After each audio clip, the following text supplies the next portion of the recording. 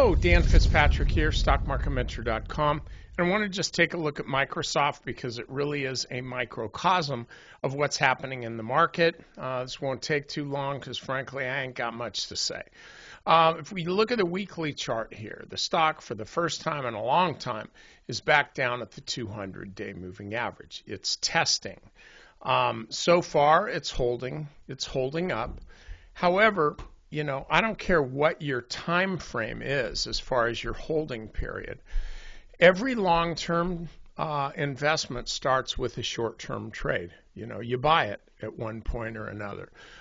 If you want to buy Microsoft, hey man, you're buying it at the 200-day moving average. A bunch of other people are too, which is why it's rebounding.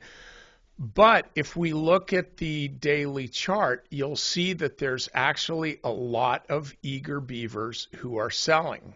This stock had been trading down for quite a while, and then it closed down here yesterday. The company reported awesome earnings after the conference call. Before then, it actually traded down, and then it ran up at the open about 6.5%. And then at that point, you know, the bears took charge. The bulls kind of ran out of steam. And so here's my point.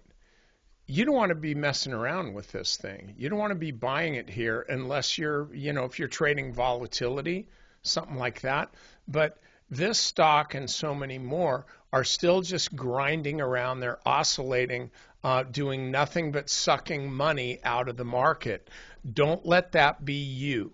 Okay, so just stay out of the way, let these stocks trade, let them set up again, and then you can go buy them, and you'll be buying them right as opposed to buying them right now. All right, I'm Dan Fitzpatrick. I'll see you next time.